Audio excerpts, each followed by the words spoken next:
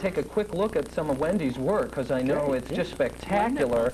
Wendy, why don't you maybe comment briefly? Here's a print. Well, the man in my life did this painting of me, and this is a surfing painting. The one on the bottom was the invitation to the exhibition, and this was Benyon Wagner, excuse me, at the Acropolis. And this is a Malibu painting. This is, as a matter of fact, our Santa Monica Bay, our backyard, right there. Wow. Oh, that's great. That's beautiful. Okay, we got another one. Let's trade. Ooh, a little surrealistic Andy Warhol genre. This is a self-portrait, in many self-portraits, shall we say. I call it Malibu Magic. Okay. And this is a little something for everyone, because I've had so many different careers. I thought, well, make it like a Lazy Susan and hors d'oeuvre tray. All right. Like a little cherry tomato over there. Thank you.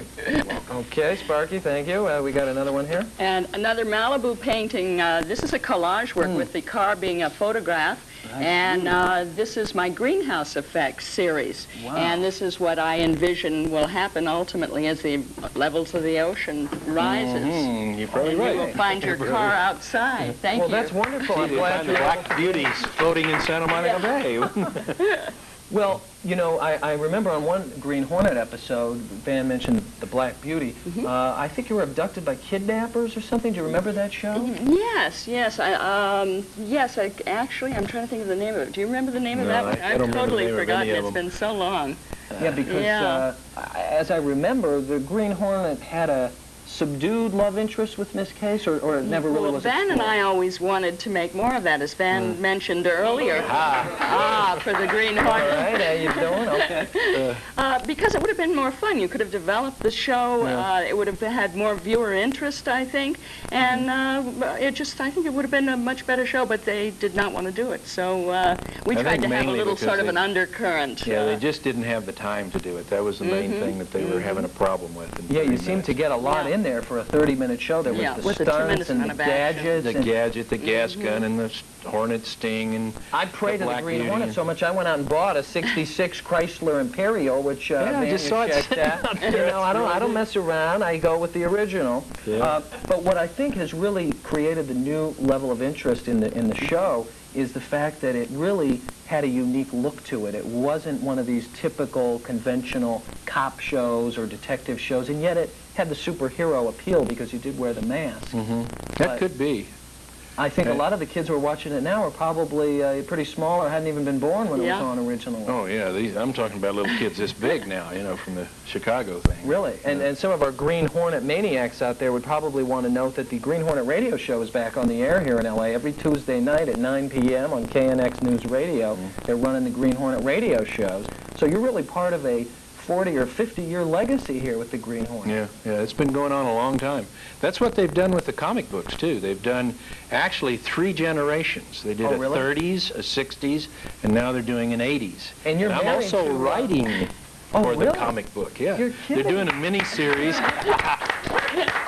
They're doing a mini-series, and I gave them a synopsis of what the story is about the 60s Green Hornet, so they're using that. It's turning out real good. You know, in the new comic book, the Green Hornet comic book, Britt Reed, Van's character, actually marries Lenore Case. So you're not only sitting next to my guest, but your husband today. So see, there were little things going on that show. I heard a rumor that you and Van had dressing rooms adjacent to one another. Yes, we did. Well, we'll save that for our Dr. Ruth show here on some of the locations. Well, I gotta thank you both for stopping into Howland today. I appreciate it so much. You participating in my Shamrock Green Day Spectacular. Van, I got a little gift for you. I'm going to give you the official Green Hornet Magic Rub-Off game. Oh, that's right. I hadn't seen that one before. Take that home.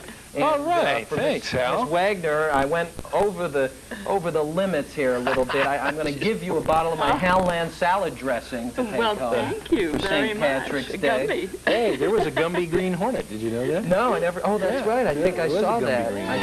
Ooh. That's a Gumby. Okay, well, I'm glad all of you could make it into Howland today.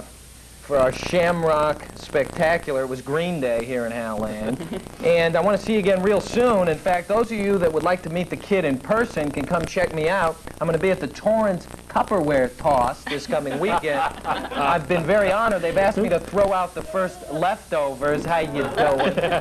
So we'll see you again. Take care, everybody. See you in Howland real soon. Thank you. All right. Very fun, very fun.